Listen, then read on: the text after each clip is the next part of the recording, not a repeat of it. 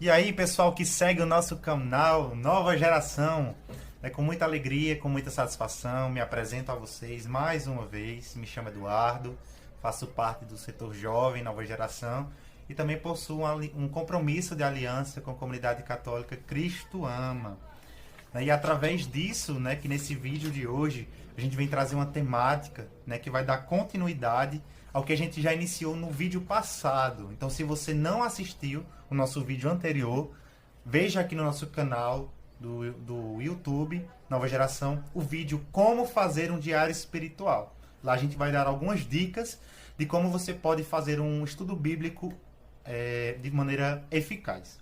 Então, na temática de hoje, sem mais delongas, a gente vai dizer qual a sequência de que você deve ler a Bíblia. Lembrando que hoje a gente vai dar uma pincelada aqui através do nosso vídeo, porque não seria muito fácil a gente falar sobre 73 livros da Bíblia Católica.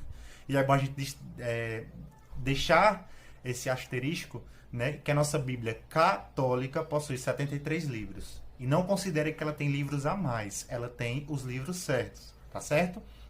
E aí, antes de iniciarmos, né, vou falar bem sobre o porquê de começar por alguns livros e outros eu vou só deixar a sequência, tá bom? A gente vai disponibilizar lá no nosso Instagram, @NovaGeraçãoPE, qual o plano de leitura correto, tá bom?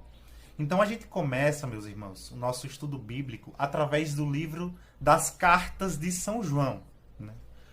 E você pode procurar na sua Bíblia, tá lá para o fim, mais ou menos. E talvez você pode estranhar. Por que não começar por Gênesis, já que é o primeiro livro? Quando a gente vai ler o livro comum, a gente começa pela primeira página e termina, óbvio, pela última página. Mas no estudo bíblico, né, através da metodologia que nós iremos utilizar, dando aqui o crédito ao Monsenhor Jonas Abib, essa metodologia consta no seu livro A Bíblia no Meu Dia a Dia.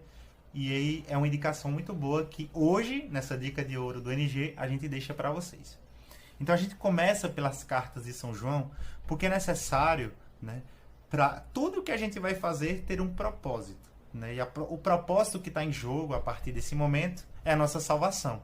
Então, através das cartas de São João, a gente tem essa certeza da nossa salvação. E mais do que isso, meus irmãos, a gente tem essa certeza porque através do amor misericordioso que Deus tem por nós, é que nós podemos chegar a essa salvação, a essa plenitude que é o reino dos céus.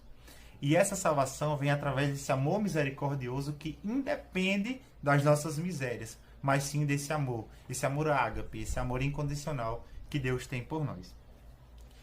Em contrapartida, nosso segundo livro seria o Evangelho de São João, que é um evangelho mais teológico, um evangelho mais espiritual, um evangelho que foi vivenciado numa época de muita heresia, né, que podemos ver correlacionar muito com o nosso tempo atual.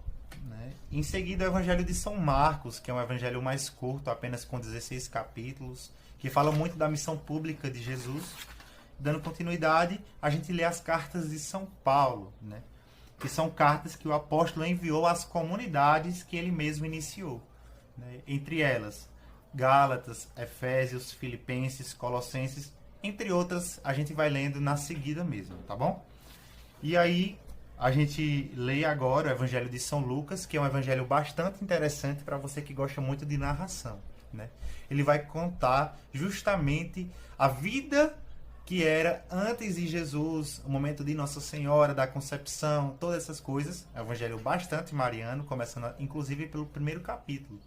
Né? Em seguida, a gente vê o Atos dos Apóstolos, né? Que muitos dizem, inclusive Monsenhor Jonas Abib, que é um evangelho, é uma continuação do Evangelho de São Lucas.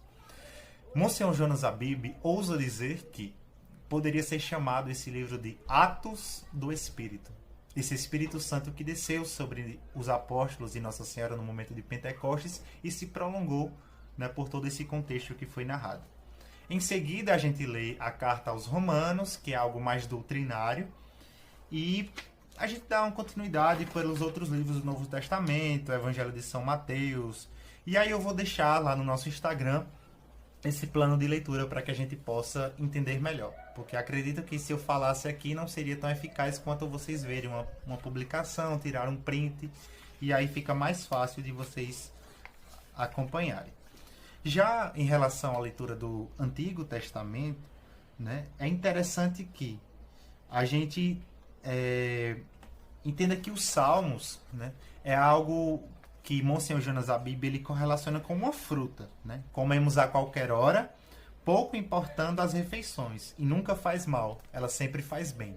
Então, em questão do Salmo, a gente pode estar lendo em qualquer momento, porque são momentos, inclusive é um livro, né, que a gente é bem abastecido, porque são mensagens bem diretas, né, onde a gente pode ver assim o cuidado que Deus tem por nós.